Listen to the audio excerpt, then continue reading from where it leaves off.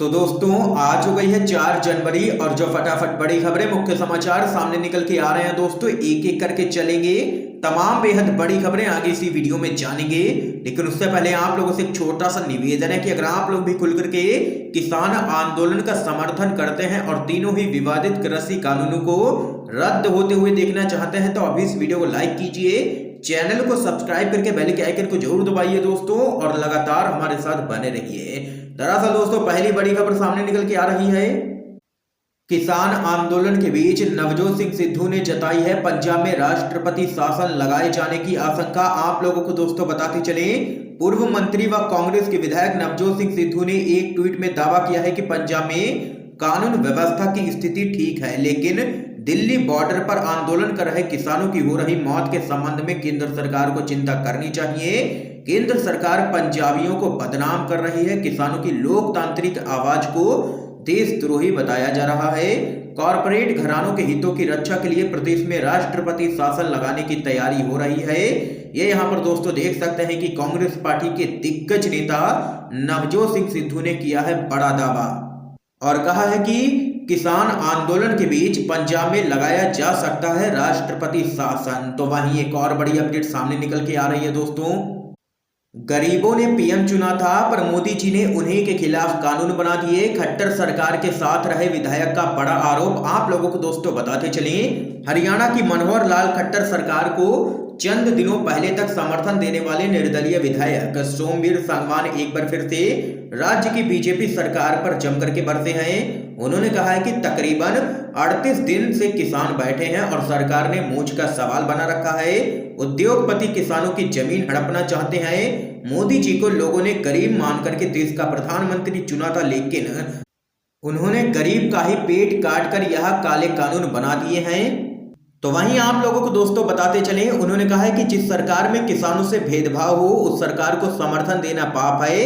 केंद्र के तीनों ही कृषि कानून बनाने के पीछे के असली खेल को उजागर करते हुए उन्होंने कहा है कि रिलायंस ने गुरुग्राम में 4,500 एकड़ जमीन अधिग्रहित की है। कोरोना काल में अडानी को हरियाणा में बड़े पैमाने पर जमीन देने के सवाल पर सांगवान ने कहा है कि यह सिर्फ हरियाणा में ही नहीं हुआ है बल्कि पूरे देश के कई राज्यों में अडानी को जमीनें दी गई हैं सरकार की तरफ से। उद्योगपतियों की मंशा किसानों की जमीन हड़पने की है।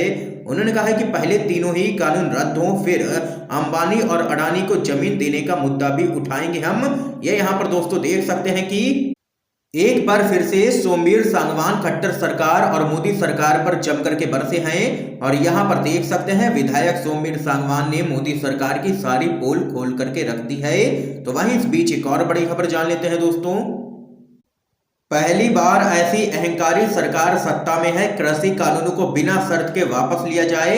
यह यहां पर कहना है कांग्रेस अध्यक्ष सोनिया गांधी का। आप लोगों को दोस्तों बताते चले, किसानों के प्रदर्शन को लेकर के केंद्र की आलोचना करते हुए कांग्रेस अध्यक्ष सोनिया गांधी ने कहा है कि देश की आजादी के बाद से पहली बार ऐसी अहंकारी सरकार सत्ता में आई है जिसे अन्नदाताओं की पीड़ा दिखाई नहीं दे रही है। इसके साथ ही उन्होंने नए कृषि कानूनों को बिना शर्त फौरन वापस लेने की मांग की है। आप लोगों को बताते चले, कांग्रेस अध्यक्ष सोनिया गांधी ने एक वक्तव्य में कहा है कि लोकतंत्र में जन भावनाओं की उपेक्षा करने वाली सरकारें और उनके नेता लंबे समय तक शासन नहीं कर सकते हैं। अब यह बिल्कुल ही साफ है कि मौजूदा केंद्र की मोदी सरकार की थकाव और भगाव की नीति के सामने आंदोलनकारी धरती पुत्र किसान मजदूर घुटने टेकने वाले नहीं हैं। तो वहीं सोनिया गांधी ने आगे कहा है कि अब भी समय है, केंद्र की मोदी सरकार सत्ता के अहंकार को छोड़ करके तत्काल बिना शर्त तीनों ही काले कानून वापस ले और ठंड एवं बारिश में दम तोड़ रहे किसानों का आंदोलन समाप्त करवाए। यही राजधर्म है और यही दिवंगत किसानों के प्रति सच्ची श्रद्धांजलि भी है। ये यहाँ पर दोस्तों देख सकते हैं, सोनिया गांधी ने लिया है मोदी सरकार को निशाने पर और केंद्र में बैठी मोदी सरकार को बताया है अहंकारी सरकार और यहां पर तीनों ही कृषि कानूनों को रद्द करने की मांग की है सोनिया गांधी ने। ये यहां पर दोस्तों बड़ी अपडेट सामने निकल के आई है। इस बीच एक और बड़ी जानकारी आप लोगों को दोस्तों बताते चलें, दुनिया में एक टीका आया है, हमने 2 वैक्सीन लॉन्च कर दी है, सीएम योगी बोले तो मिला जवाब सही थे अखिलेश यादव। आप लोगों को बताते चले, उत्तर प्रदेश के मुख्यमंत्री योगी आदित्यनाथ ने देश में 2 कोरोना वैक्सीन के लॉन्च होने पर खुशी जताई है। उन्होंने प्रधानमंत्री मोदी की तारीफ भी की है। उन्होंने कहा है कि पीएम मोदी के मार्गदर्शन में ऐसा संभव हो पाया है। योगी आदित्यनाथ ने गोरखपुर के एक कार्यक्रम में ये बयान दिया है।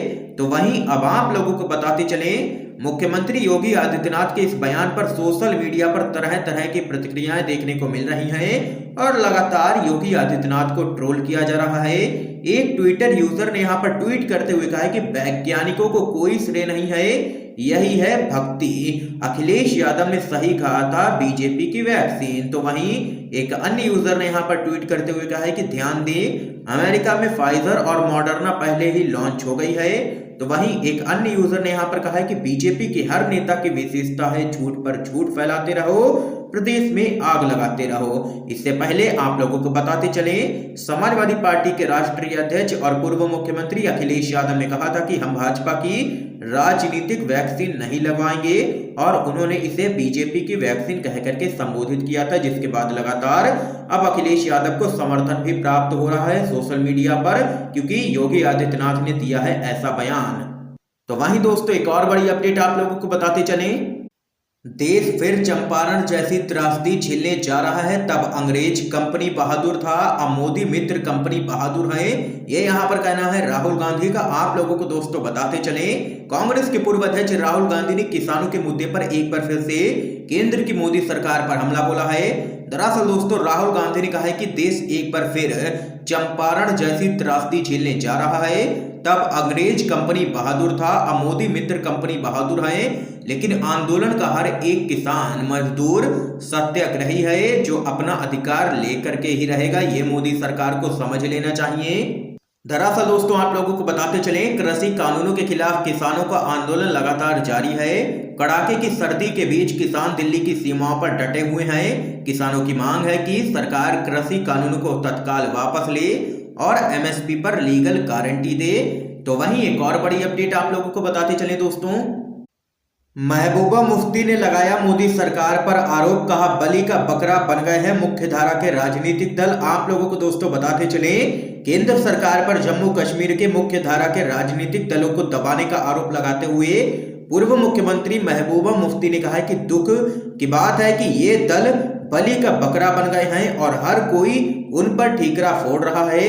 पीडीपी नेता ने कहा है कि इन सबके बावजूद वे संविधान के अनुच्छेद 370 की बहाली के लिए एक लंबी और कठिन राजनीतिक लड़ाई लड़ने के लिए तैयार है, जिसे गैर कानूनी तरीके से हटाया गया था। महबूबा मुफ्ती ने कहा है कि दुख की बात है कि मुख्यधारा बलि का बकरा बन गई है और सब उसी पर ही ठीकरा फोड़ रहे हैं। उन्होंने कहा है कि सच यह है कि हम अपना पूरा राजनीतिक जीवन दिल्ली की तरफ से लग रहे पाकिस्तान समर्थक होने के आरोपों और कश्मीर से भारत विरोधी तथा कश्मीर विरोधी होने के आरोप से लड़ते हुए बिता देंगे। ये यहाँ पर दोस्तों देख सकते हैं, जम्मू कश्मीर की पूर्व मुख्यमंत्री महबूबा मुफ्ती का बड़ा बयान सामने निकल के आया है। इसके साथ ही दोस्तों एक और बड़ी खबर आप लोगों को बताते चले, पश्चिम बंगाल में धार्मिक नेता अब्बास सिद्दीकी से मिले हैं ओवैसी, कहा जरूर लड़ेंगे आगामी विधानसभा चुनाव। आप लोगों को दोस्तों बताते चले, पश्चिम बंगाल में आगामी विधानसभा चुनाव के मद्देनजर एआईएमआईएम के प्रमुख असदुद्दीन ओवैसी हुगली जिले के फुरफुरा शरीफ पहुंचे और वहां वे मुस्लिम नेता अब्बास सिद्दीकी से मिले हैं। इस दौरान उन्होंने राज्य के राजनीतिक परिदृश्य और आगामी विधानसभा चुनावों को लेकर के चर्चा की है। आप लोगों को बताते चले, मुलाकात के बाद उन्होंने कहा है कि मैं अब्बास सिद्दीकी से मिला और हमारी पार्टी आगामी विधानसभा चुनावों में निश्चित रूप से भाग लेगी। हमारी पार्टी उन फैसलों के साथ खड़ी होगी जो अब्बास सिद्दीकी द्वारा उठाए जाएंगे। ये यहाँ पर दोस्तों बड़ी खबर पश्चिम बंगाल से सामने निकल के आई है। असदुद्दीन ओवैसी की एंट्री होना तय है बंगाल के विधानसभा चुनावों में। तो वहीं दोस्तों इस बीच एक और बड़ी अपडेट आप लोगों को बताते चले, नीतीश कुमार हमारे थे और हमारे ही रहेंगे। भाजपा से अनबन के बीच लालू यादव के नेता का बड़ा बयान आप लोगों को दोस्तों बताते चले, बिहार के मुख्यमंत्री नीतीश कुमार नए साल के पहले दिन सफाई दी कि उनकी सरकार को कोई खतरा नहीं है। पिछले एक हफ्ते में नीतीश कई बार इस बारे में सफाई देते नजर आए हैं। इस बीच राष्ट्रीय जनता दल के दिग्गज नेता भाई वीरेंद्र ने नीतीश कुमार को लेकर के एक बड़ा बयान दे दिया है। वीरेंद्र ने कहा है कि नीतीश कुमार हमारे थे और आगे भी हमारे ही रहेंगे। उन्होंने आगे दावा करते हुए कहा कि एनडीए में नीतीश कुमार को अपमानित किया जा रहा है, इसलिए कभी भी कुछ भी हो सकता है। ये यहाँ पर बड़ा बयान सामने निकल के आया है। लालू यादव के करीबी नेता भाई वीरेंद्र का। दोस्तों आज की तमाम बेहद बड़ी खबरें थी जो आप लोगों ने यूएनडीवी पर जानी है। वीडियो पसंद आया हो तो इस वीडियो को लाइक कीजिए, ज्यादा से ज्यादा शेयर कीजिए ताकि आप सभी के दोस्त भी इन खबरों को जान सकें। वीडियो देखने के लिए दोस्तों आप सभी का बहुत बहुत धन्यवाद।